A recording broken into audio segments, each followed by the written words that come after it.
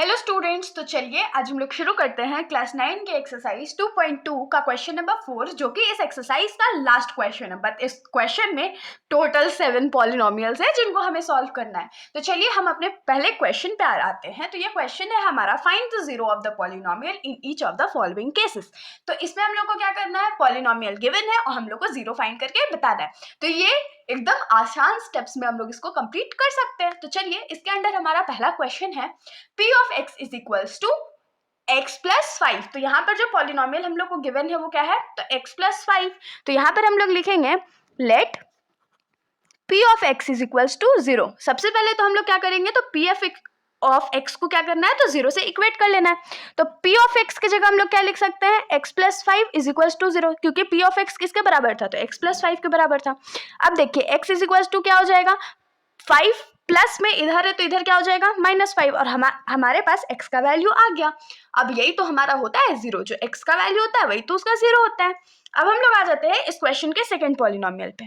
तो इस क्वेश्चन का सेकंड पॉलिनोमियल है हमारा p of x is equals to x minus 5। इस बार हमारे पास x माइनस 5 है, तो सेम प्रोसेस रिपीट करेंगे, let p of x is equals to 0। तो p ऑफ x की जगह क्या लिखेंगे, x minus 5 is equals to 0। तो इस बार क्या हो जाएगा, x is equals to plus 5। Now और यहाँ पर इम्प्लाइज दैट, ये हमारा आंसर हो गया। हम लोग आ जाते हैं इस क्वेश्चन के थर्ड पॉलिनोमियल पे। तो हमारा थर्ड पॉलिनोमियल है p of x is equals to 2x plus 5। तो क्वेश्चन डिफिकल्ट दिख रहा होगा, लेकिन मेरे को तो डिफिकल्ट नहीं लग रहा, आप लोगों को भी नहीं लगेगा। सुन तो लीजिए पहले कैसे बनाना है। Let p of x is equals to 0, फिर से इसको क्या करना है, 0 से इक्वेट कर देना है। उसके बाद क्या होगा, p ऑफ x की जगह लिखेंगे 2x plus 5 is equals to 0। तो 2x को अभी इधर ही रहने देते हैं, और ये प्लस 5 इधर है तो इधर जाके क्या हो जाएगा, -5। और x को फ्री करने के लिए क्या करना पड़ेगा, तो 2 इधर मल्टीप्लाई में है तो इधर डिवाइड चला जाएगा, और ये हमारा हो गया x का वैल्यू। अब हम लोग आ जाते हैं इस क्वेश्चन के फोर्थ पार्ट पर। तो हमारा फोर्थ पॉलिनोमियल है p of x is equals to 3x minus 2। तो इसको सॉल्व करने के लिए भी same procedure, let px is equals to 0।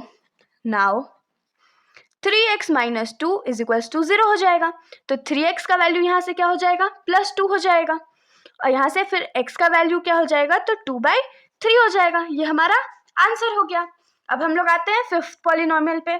तो हमारा फिफ्थ पॉलिनोमियल क्या है, तो p of x is equals to 3x है।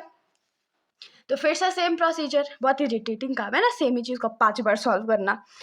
Let p of x is equals to क्या हो जाएगा, 0।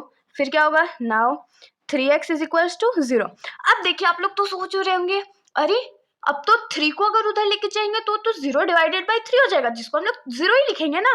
तो x इज इक्वल्स टू क्या हो जाएगा, 0/3, जिसको 0। तो यहाँ पर हम लोग सिंपल वर्ड्स में लिख सकते हैं कि x का 0 यहाँ पर 0 ही होगा। x का वैल्यू 0 आ गया हमारे पास। अब हम लोग आ जाते हैं इस क्वेश्चन के सिक्स्थ पार्ट पर। हमारे क्वेश्चन का सिक्स्थ पार्ट है p of x is equals to ax, और a इक्वल टू 0 नहीं है, मतलब कि a कोई वेरिएबल हो सकता है, न्यूमेरिक वेरिएबल है। तो यहाँ क्या लिखेंगे, let p of x is equals to 0 है। उसके बाद नाउ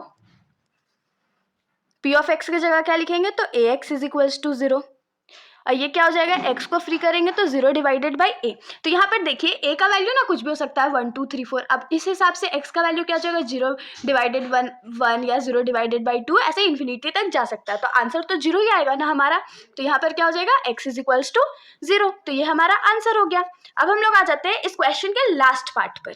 तो हमारा सेवेंथ पॉलिनोमियल है p of x is equals to cx plus d। तो यहाँ पर फिर से हम लोग लिखेंगे let p of x is equals to 0, और उसके बाद now cx plus d is equals to 0 हो जाएगा। तो cx इज इक्वल्स टू क्या हो जाएगा, तो -d, क्योंकि इधर ये +d था और इधर -d हो जाएगा। अब c और d में क्या होगा ना, कि कोई नंबर होगा, जैसे कि 2 3 4 5 वैसा होगा, जरूरी नहीं कि वो c और d ही हो। और उसके बाद x को हम लोग फ्री करेंगे तो क्या हो जाएगा, -d/c, और ये हमारा आंसर हो गया। तो इसके साथ हमारा ये क्वेश्चन यहीं पर खत्म हो जाता है। अगर आप लोगों को कोई भी डाउट हो तो आप लोग कमेंट सेक्शन में पूछ सकते हैं, वरना अगर आप लोगों को वीडियो अच्छी लगी हो तो वीडियो को लाइक कर दीजिएगा, और मेरे चैनल को बिना सब्सक्राइब किए कहीं मत जाइएगा। Thank you.